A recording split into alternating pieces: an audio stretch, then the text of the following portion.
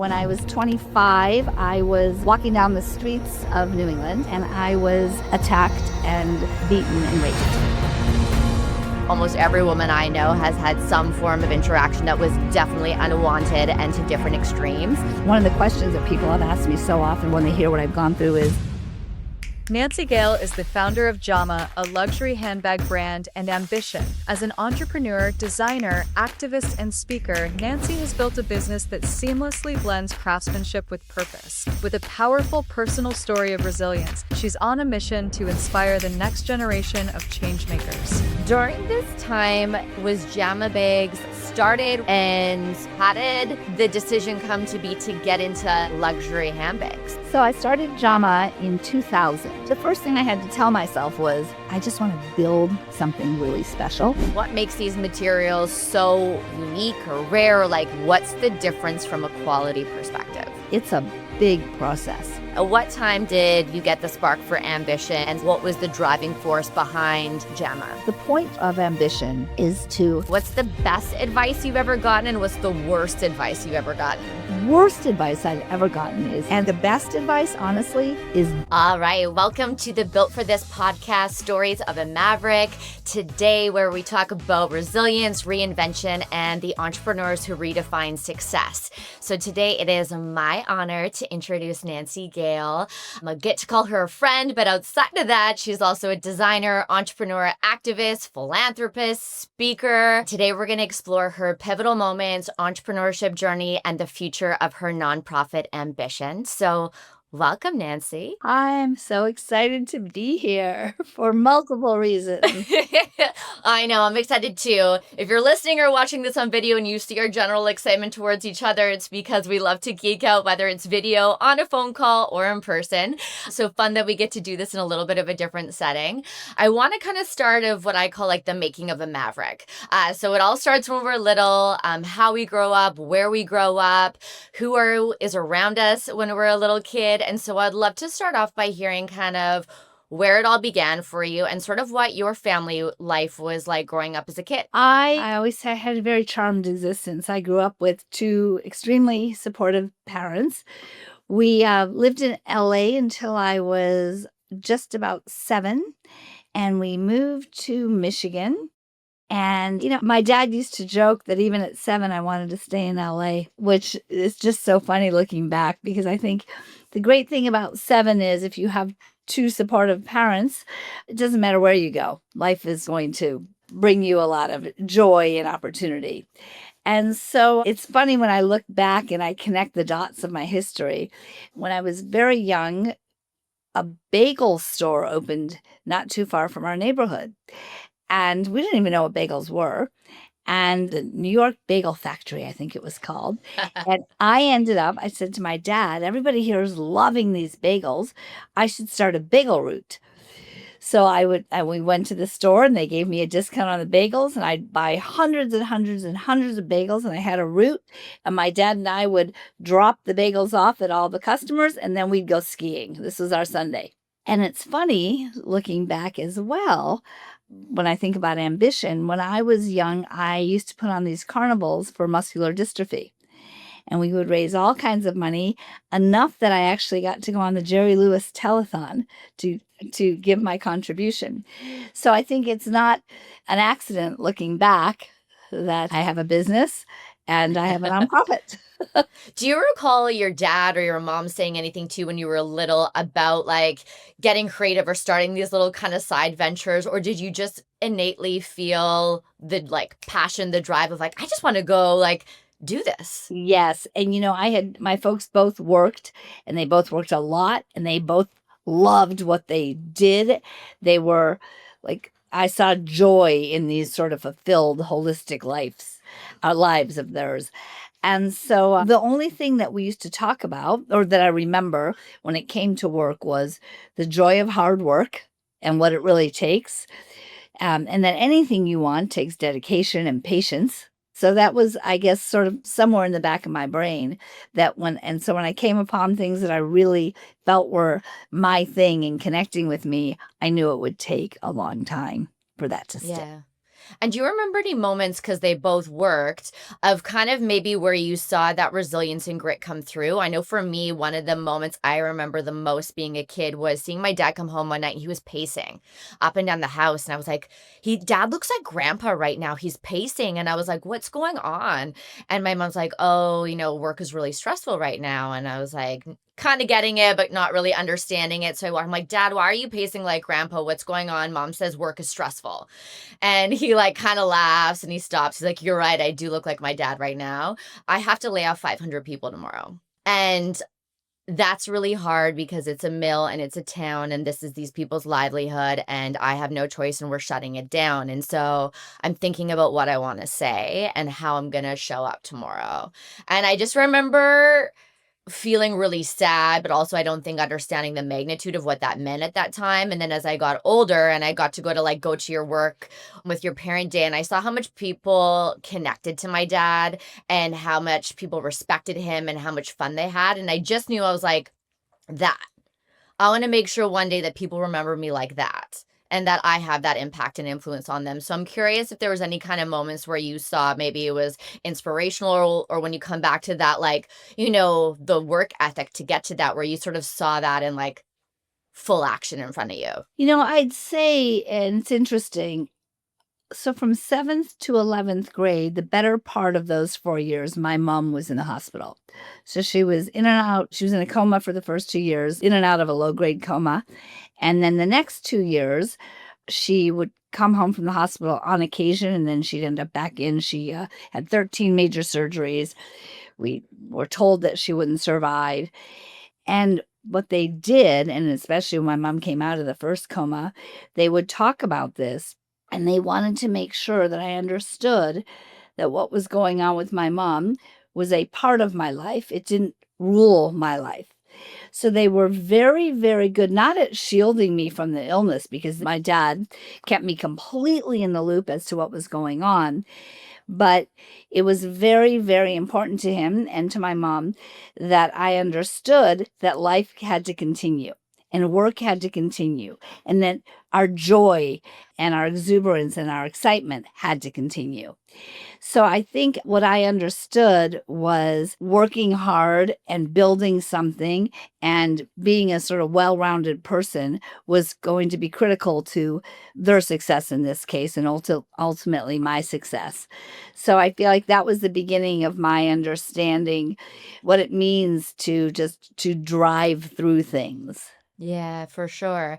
And I think you kind of touched on a point, and I'm curious, as we all kind of have these pivotal moments of adversity. And I think that depending on our family circumstances, they can really propel us through in a really great direction, or sometimes it can make it a little bit more complicated and maybe a little bit more turbulent to get through, depending on sort of the situation we find ourselves in at the moment when something happens.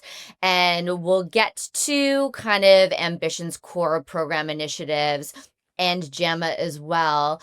But I'm curious to know, and I guess for you to share kind of your first big moment at adversity, what it was like, and how you grew up and how that shaped you to get through the first one. So, with my mom being sick, I realized that and was taught and experienced that our challenges do not dictate our constitution, and that I got to define myself. And if I defined myself, if I understood, I'm happy Nancy. That's just who I am. It's true. And in fact, it's interesting kind of jumping around, but one of the questions that people have asked me so often when I'm going through something or when they hear what I've gone through is they'll say, I don't understand how you can put on the happy face. And what I realized was I don't put on the happy face. I wake up and I think about my happiness. Now, something might happen and I have to deal with that. But what I say to myself is I'm always happy Nancy, and sometimes happy Nancy is going to go through something really challenging. But if I dig into my constitution, I also know, and we've talked about this many times, for the moment that you smile, you cannot be sad. And when you smile deep from the gut, it invigorates you. So these might sound like, fluffy little thoughts, but they're actually tools for me to really hold on to my constitution.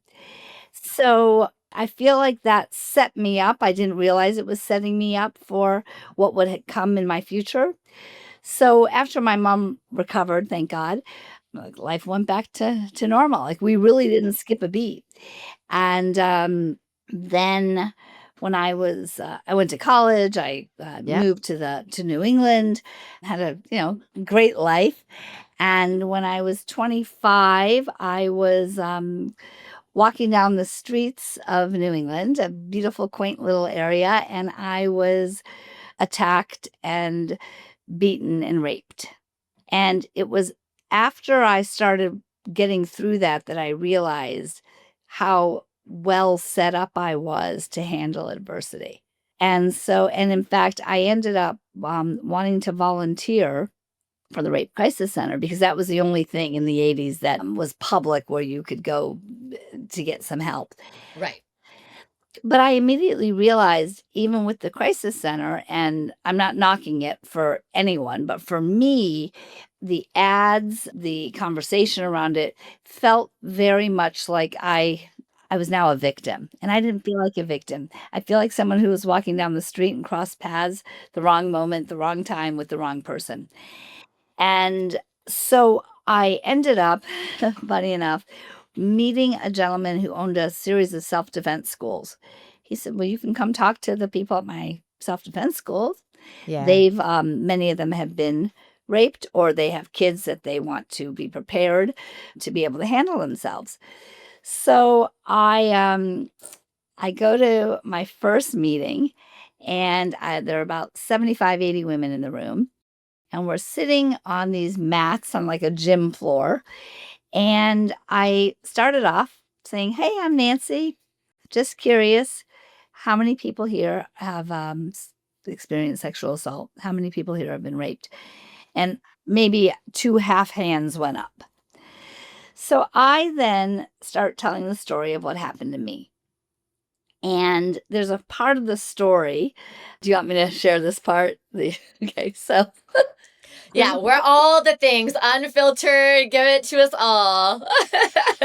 And it's a little bit fuzzy, but at a point, there are car headlights, and this person pushes their way, I think, to figure out what was going on, and I got to see their face. Seconds later, it was minutes later, I could hear an ambulance. So what they said happened was there was a car driving by with the headlights. He was alerted. He looked up. They actually went to a store. They saw something that just didn't seem right, so they called the police.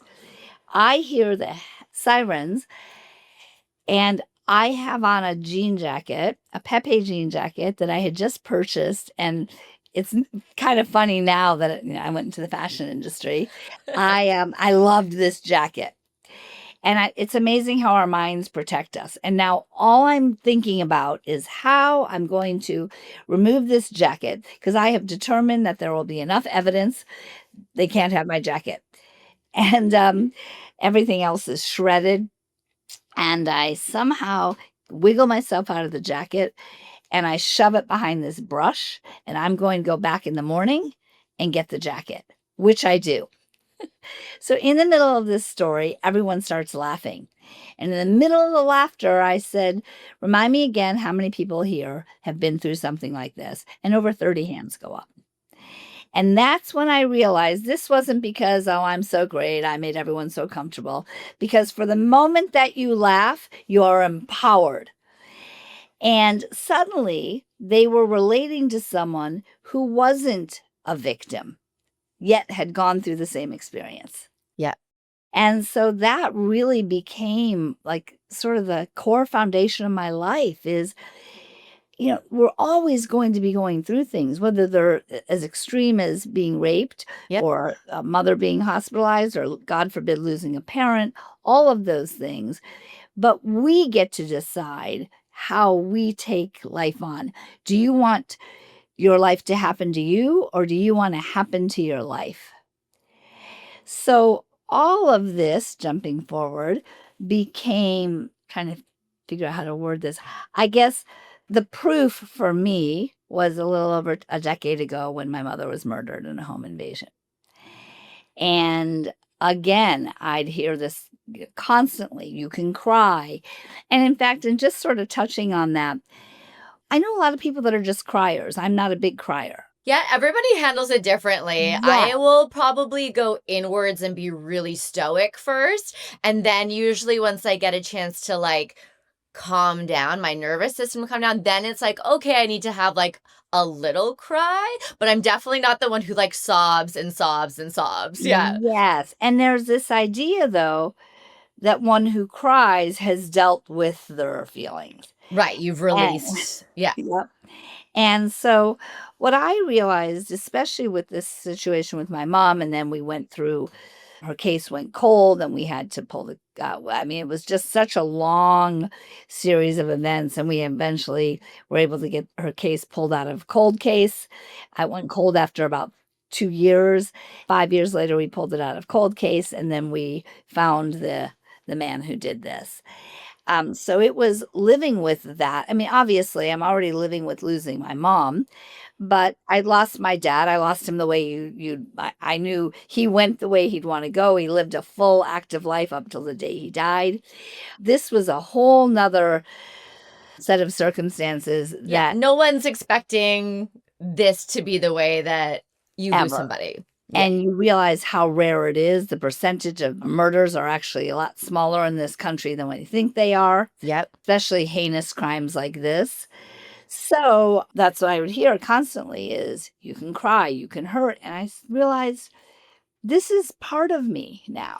I mean, there's compartmentalizing, like in a day, if I'm feeling really taken by it, but I know I have things on my agenda that have to be attended to. I know how to compartmentalize. But what I realized is this is a piece of me now. And I'm not going to get over it. I'm going to get through this. And my mom is always going to be a big part of my life. And I'm going to continue to talk about her and continue to laugh about her. And I'm not going to wait to get to heal and then move on, because that goes against everything, like the way I was raised. Is life Right. is here and now.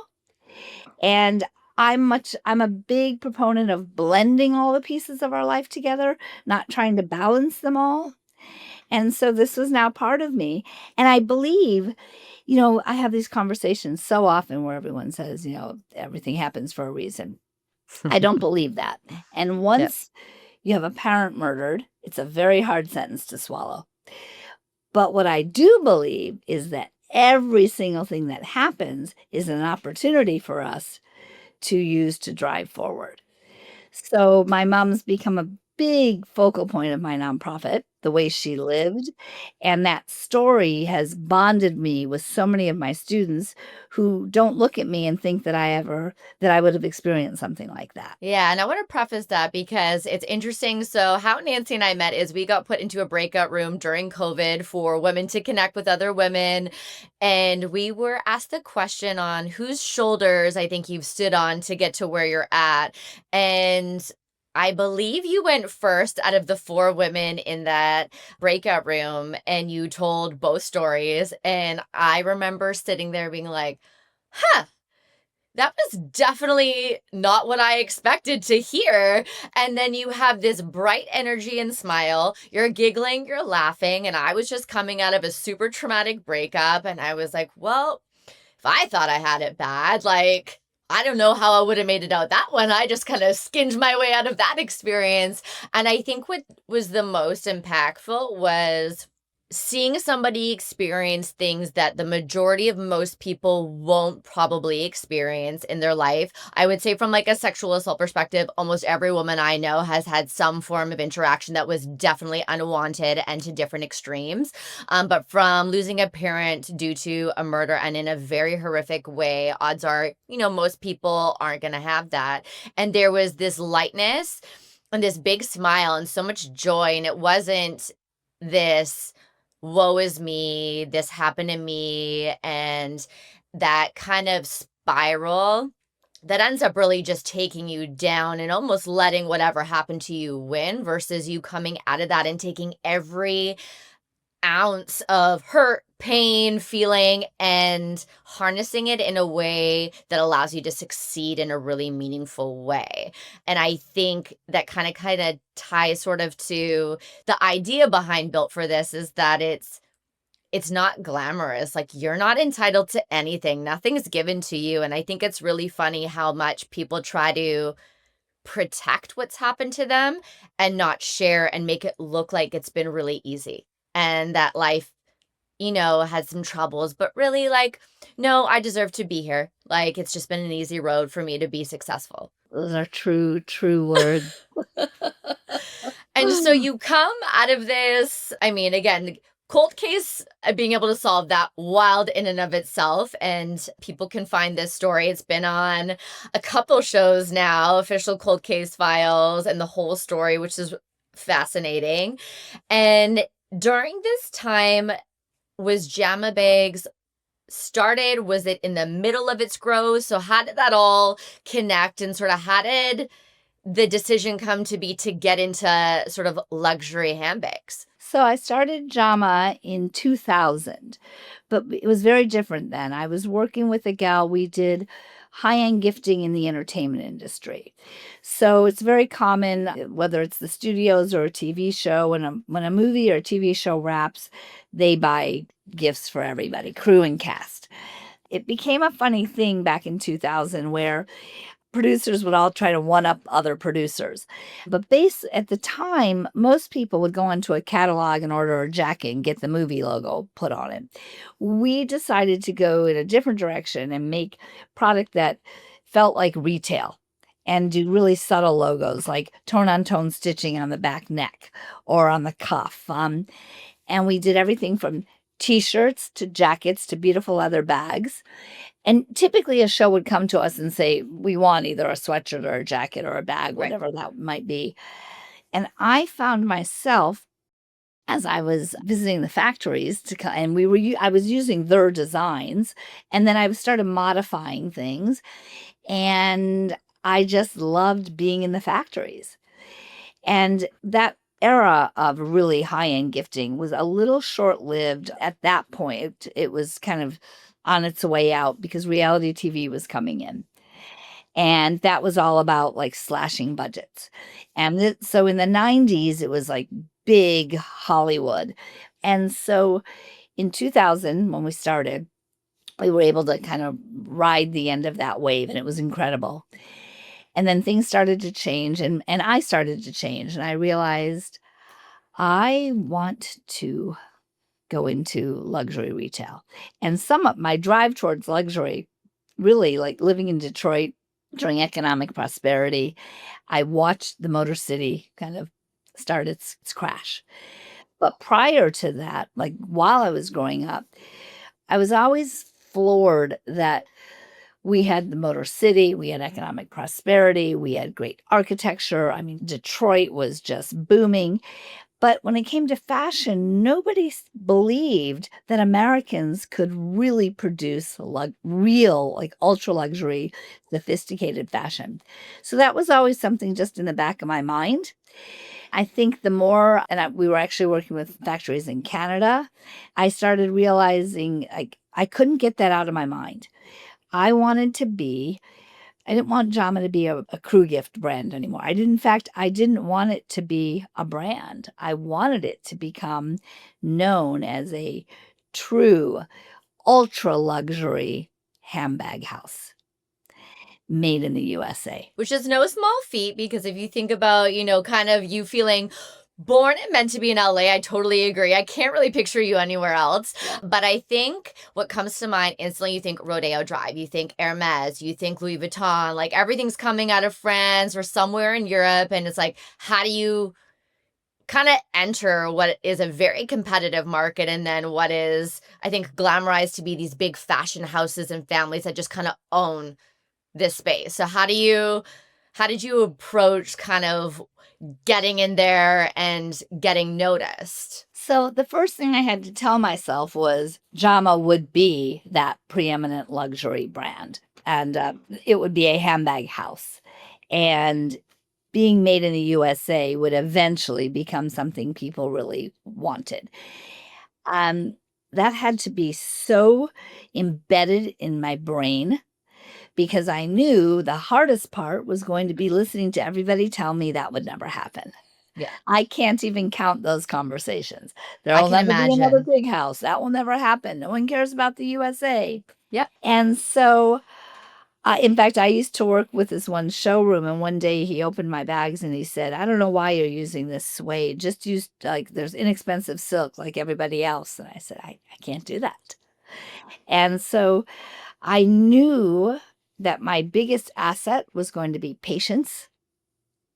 I knew that it would be a good 20 years or so before people understood who I was.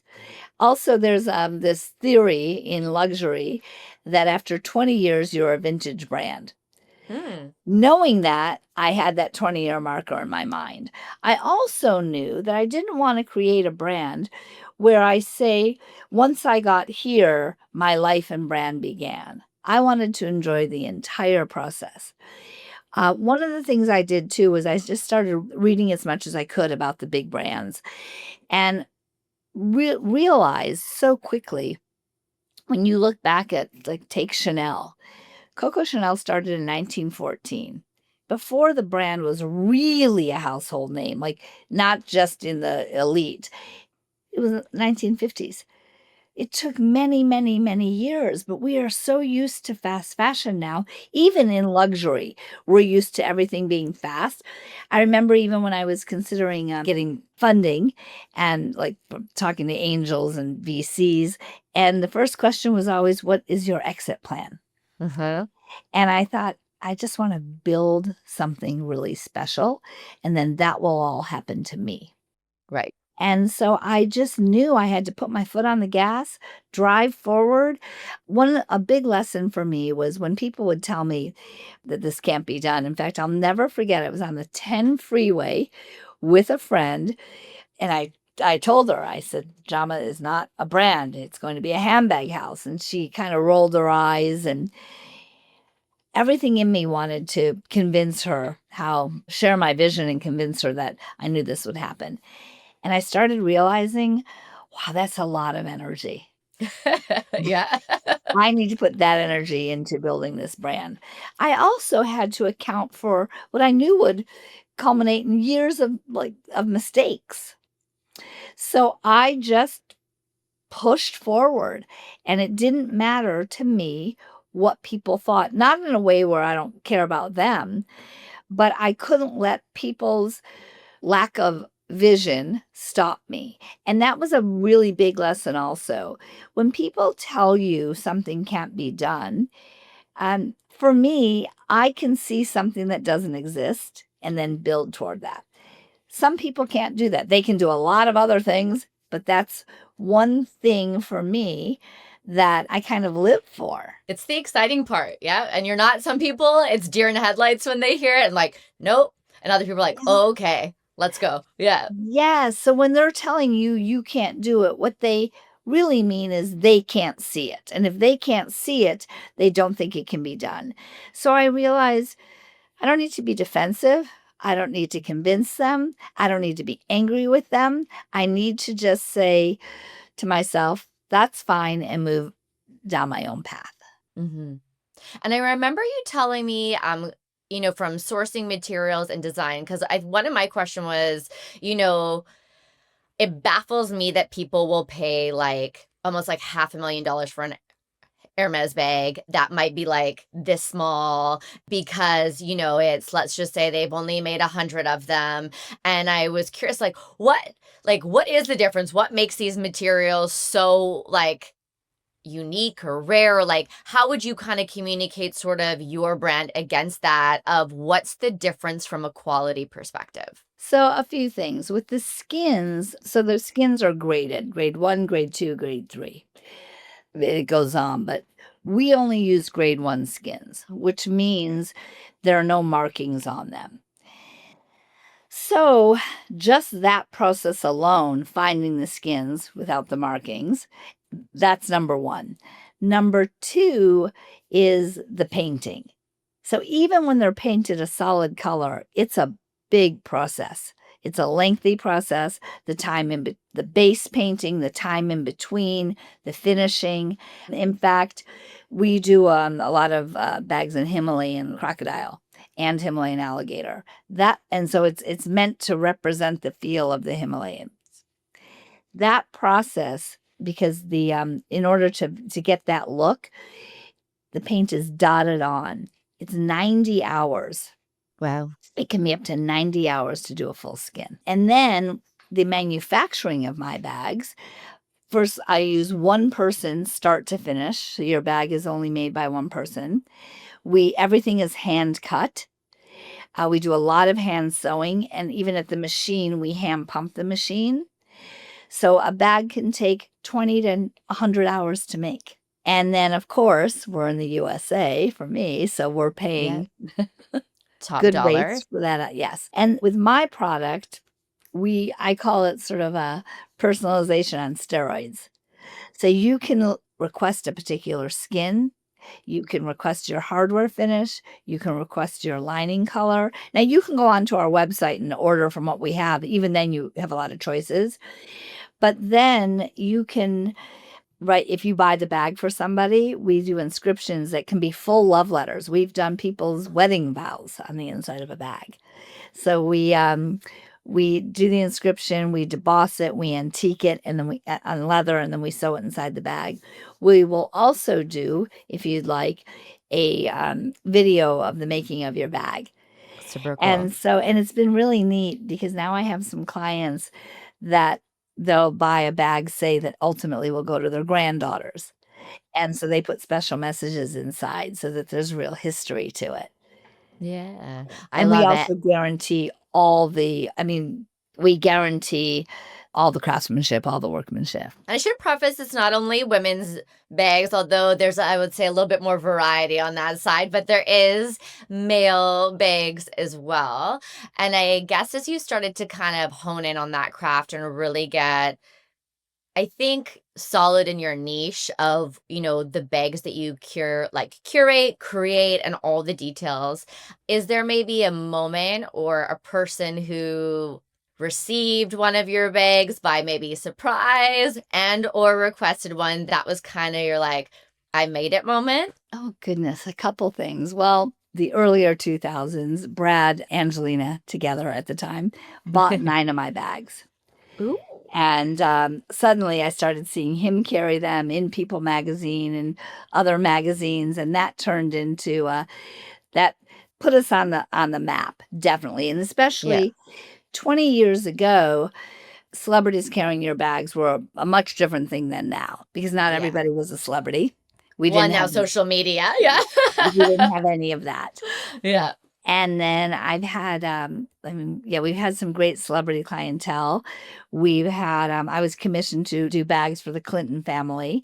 And that was especially amazing because it was the one time that I saw nobody in my world cared about politics. They just thought it was incredible that I was commissioned to do bags for the former first family. And then I got to present. And so that was pretty special.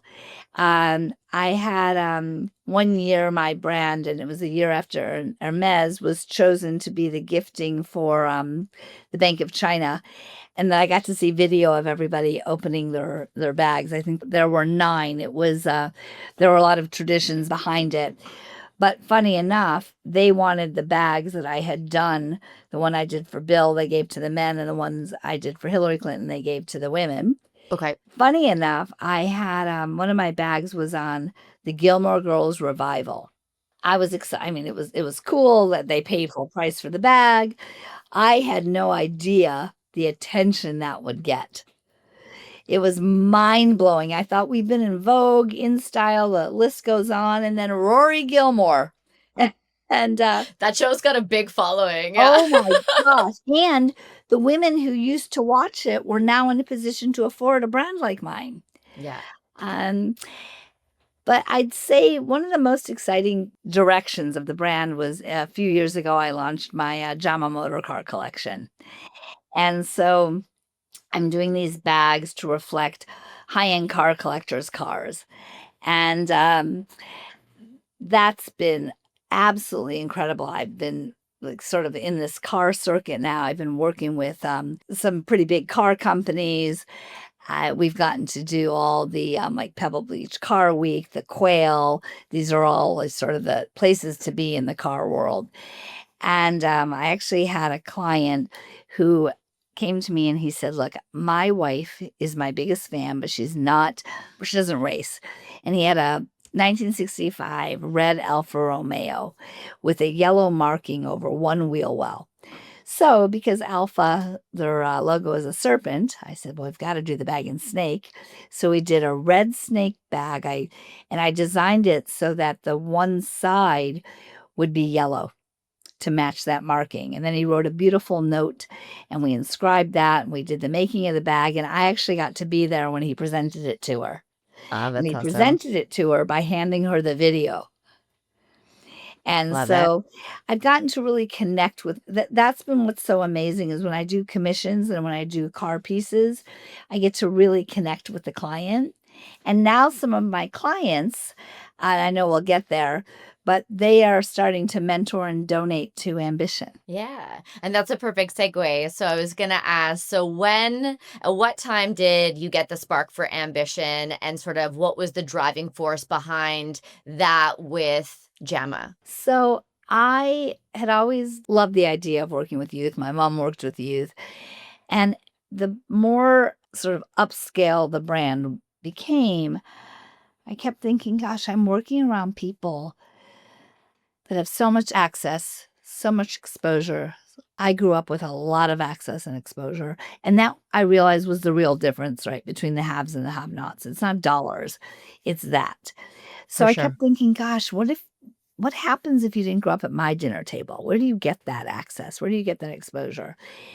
And at the time, cause marketing was becoming a very big thing. I really struggled with it because I kept seeing what appeared to me to be, hey, find a cause, any cause, act like you care, and then like say, hey, buy our Yeah. bag. And really, we're looking for a tax write-off, actually. Yes, yes, yes. And so I thought, gosh, I want to run a nonprofit. I want to run my company. I want to blend these together, but in a different way. I don't want to say buy a bag and we'll donate. I want the success of Jamah to provide the bandwidth to run this nonprofit. And I want it to be really collective. So everybody that works for Jamah contributes in one way or another to Ambition. So it's really holistic. And interestingly, when I at another time was considering looking for funding, what I kept hearing was, oh, we're not going to fund any company whose founder is busy working, in their charity. So I realized I have to just do this on my own. So in our official launch was February 22nd, 2010. So now Ambition is over 15 years and Jamah is over 25. And they work sort of in sync. And like I was saying, now it's really special because so many of our donors are Jamah clients. And so tell us kind of Ambition's core focus and what kind of lights you up about, you talked about that dinner table. So tell us a little bit more about that dinner table and how that kind of shaped Ambition's core mission. So I kept thinking, what was my dinner table? What does access and exposure mean? And what do kids that don't have that like at their fingertips, what do they need? So when I started Ambition, we've iterated so many times. And about 8-9 years ago, we really figured out exactly who we were or who we are. And the point of Ambition is to give these kids this access and this exposure. And to do that, we've learned a few things. One, if we don't know the kids, we cannot teach them. If you don't understand, and this does not happen in 1 or 2 sessions, if you don't understand the homes to which they are arriving every evening, to what their dinner table looks like, you cannot teach them. And that was kind of interesting for me because I shifted and I said, you know what? First semester, all we are going to do is get to know the kids. And we have to be consistent. We're going to be there every single week. So every mentor has to commit to coming once a month. Most come almost every week. And we put together a program, and it came from a series of other programs called You Don't Know About Me, or as we like to say, You Don't Know Shit About Me. And that we're going to have driving questions. We're going to really encourage solution-driven thinking because these kids need that desperately. And we are going to, our foundation is going to be what I call a power, not pity approach. Mm-hmm. And it's interesting because when we really settled into this, the Me Too movement was becoming really big.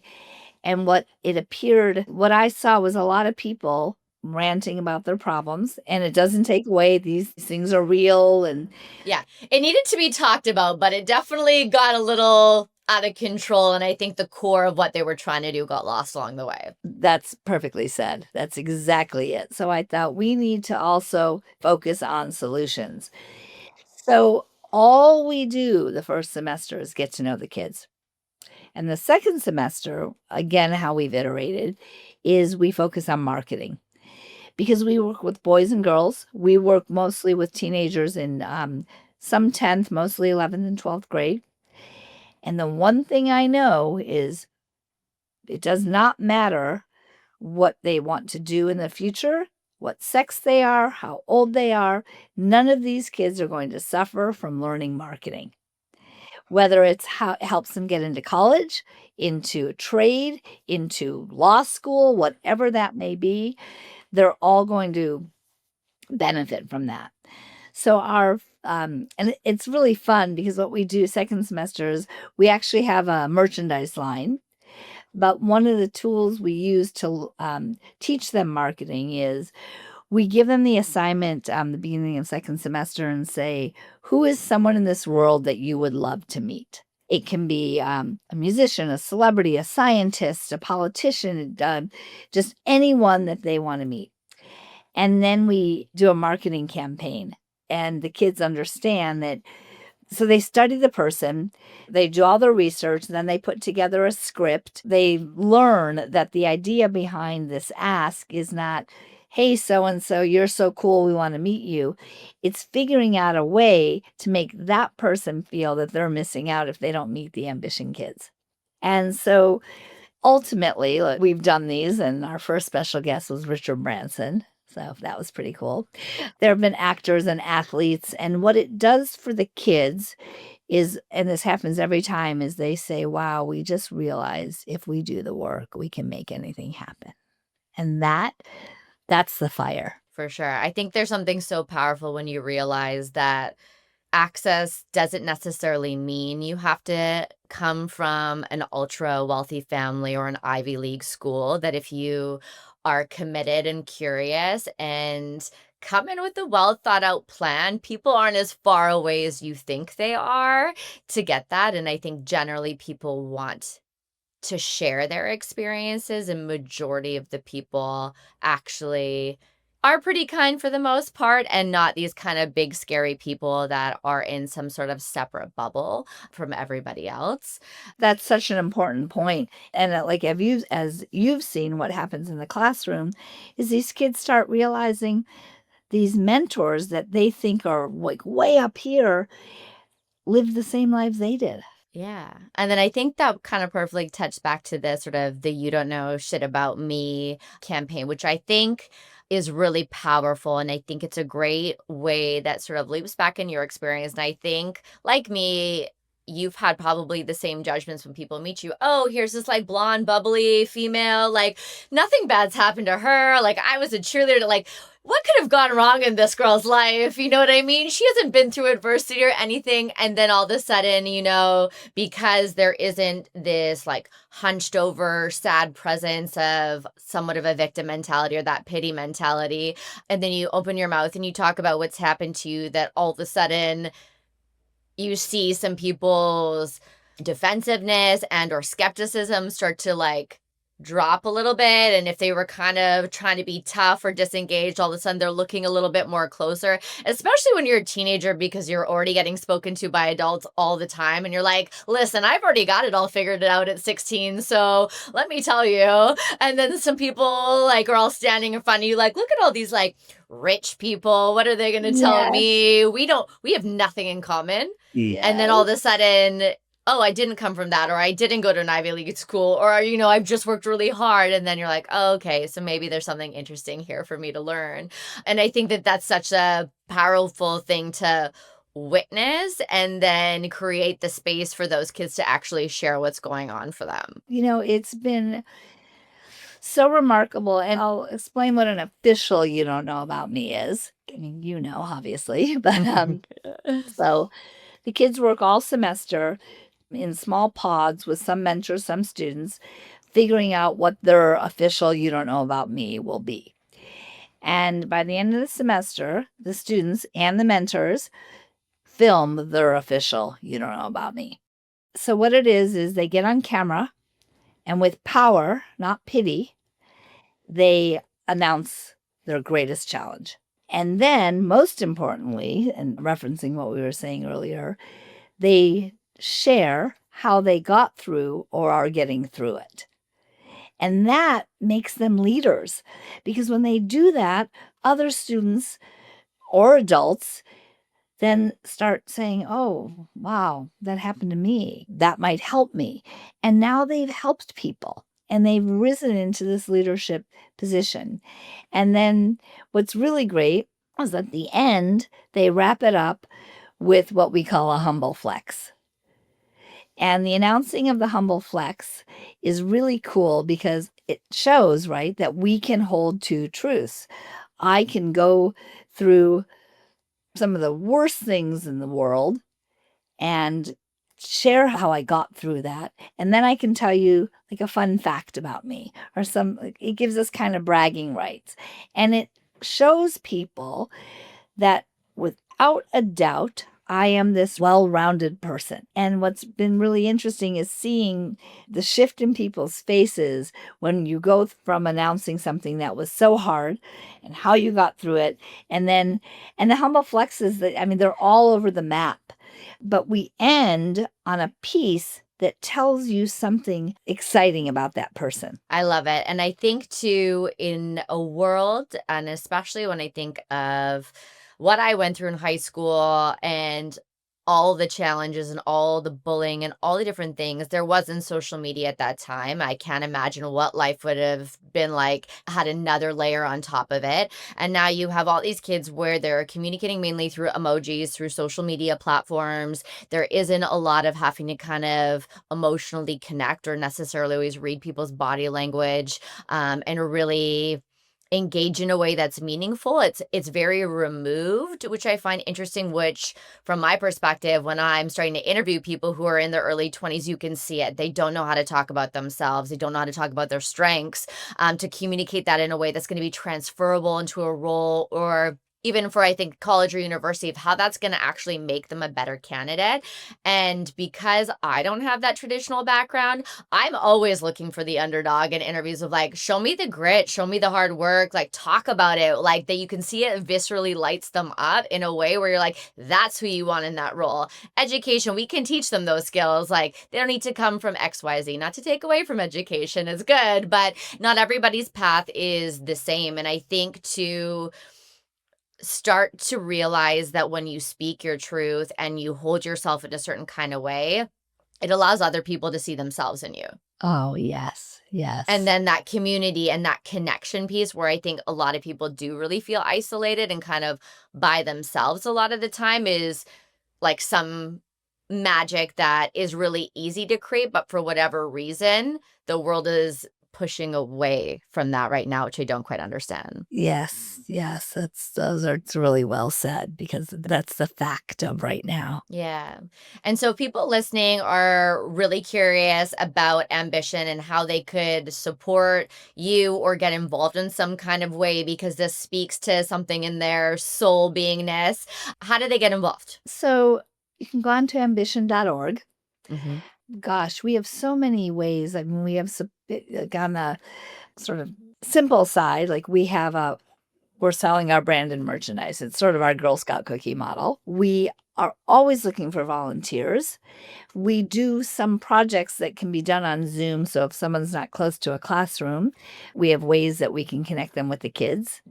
And that's what I think is pretty special is that we're in person, obviously, with these kids, but we find areas that someone wants that we don't have right there in the classroom or the time in the classroom.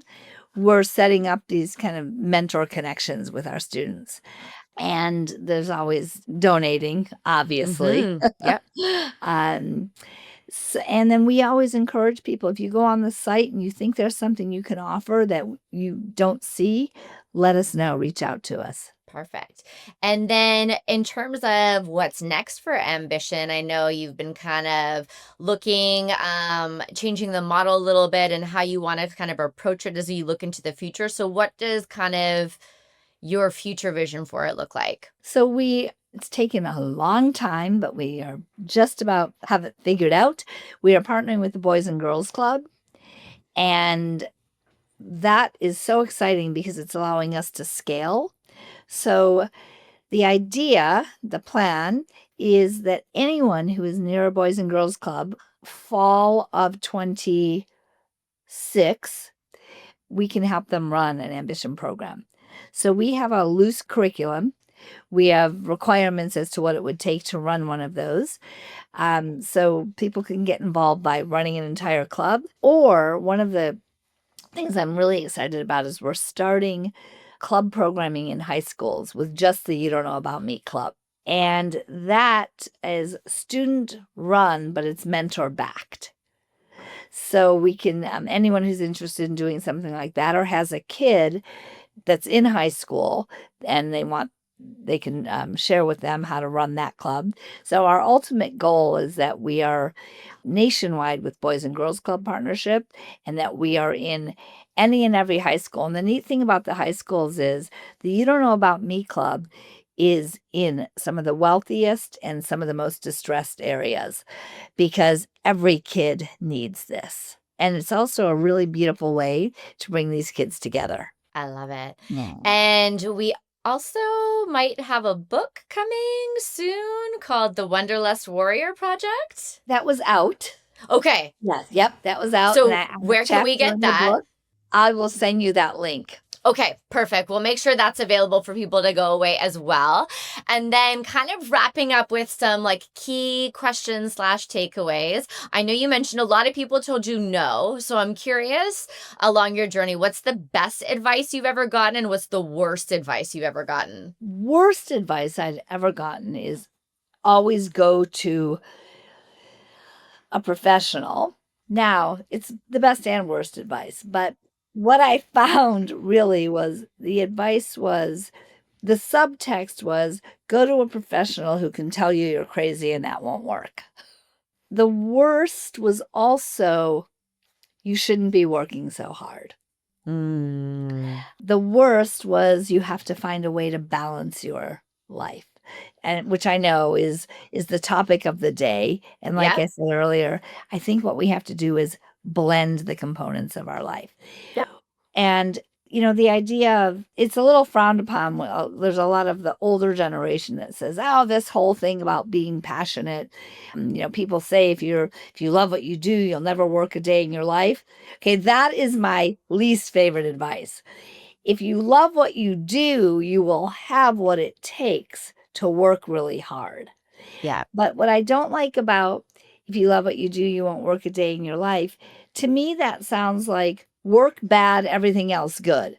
And so I think the best advice, honestly, is digging into the joy of hard work. I agree. I think, there is a weird shift that has happened. And sure, like I've pushed limits that probably maybe would be somewhat frowned upon. But I'm like, you know what? If I didn't actually kind of push to break point, I wouldn't have had any idea what I was capable of. And then you kind of understand those limits or when maybe the stress is too high to balance and come back down to sort of grounding to push forward. But to say that being an entrepreneur or the grit or anything that it's not work. Yeah. I mean, it is, but it's work you got to love to do. Yeah, and also when you work really hard, your workmates become your friends you start working with, and then you pull all these pieces together. And for me, if I'm working 18 hours a day, 7 days a week, of course I'm doing other things as well, and I'm having fun dinners or going out or enjoying myself. But I feel like it's just really helpful to not decide that these hours are for that and these hours are for this, is to just be able to look at our lives holistically. All right, I'm going to steal this question because on the odds that I could ever get the Kelsey brothers on this show, yes, Travis Kelsey and Jason Kelsey, they always ask their guests, what was your welcome to the NFL moment? But I want to switch it. And what was your welcome to entrepreneurship moment where you're like, oh, so this is what it means to be on my own and I am it, the buck stops here. Oh, gosh. Seeing my brand take up a full page in Robb Report magazine. Yeah, that was big time for me. I hit the point. And then, in fact, that moment, I had so many people that have always quietly rolled their eyes at what I was doing, especially after 20 some years, call me and actually say, wow, you did this. And so that was the I'm kind of here moment. I love it. And I think you touched on a little bit, but to sum it up in words, how would you define being built for this? How would I define being built for this? I would say, right, if you can pull together the work ethic, the excitement. Actually, you know what? And knowing you, I'm going to say something different. Being built for this is knowing that you have to have joy in everything you do. And that's when you can take that concept, when you can have joy in the hard work, the fun work, the results, when you can infuse that into every part of your life, then you are built for this. I love it. All right. So we're going to wrap it up here, but we're going to challenge, engage listeners into a power, not pity kind of cross promotion. So you heard Nancy's story, definitely one of power, resilience, harnessing it into action and following your dreams, even if 1,000 people are telling you, no, you can't do it, but also really claiming the things that have happened to you and made you who you are. So we're going to ask you to tag us, share your stories, post about it over your, you can say, you don't know shit about me moment, your power, not pity moment, and you will have a chance to get a very special sought after piece of merchandise. And Nancy, tell us what that is, or just kind of come to be part of the merchandise program. Okay. So I want to add one thing. Yeah. Do not forget your humble flex. Yes. Yes. So we have a merchandise line with t-shirts, jewelry, everything has the power not pity and the you don't know about me lines on them. So we are getting ready right now to sell those online, but we have them here. So we're trying to figure out exactly what this looks like. Yeah. But I'd like to say that the first 3 people that give us a you don't know about me, an official you don't know about me, will get a piece of merchandise. Amazing. So more details to come in terms of how to do it, how to tag us. But the goal is to connect people, to share, and then honor it. And then obviously flex about it, because we all have these moments. And if we don't share about them and connect with other individuals, what is the point? That's the point. Yeah. Amazing. Thank you so much, Nancy, for coming today. It was so great to have you on. And we will be back soon with another episode and another amazing entrepreneur. So stay tuned.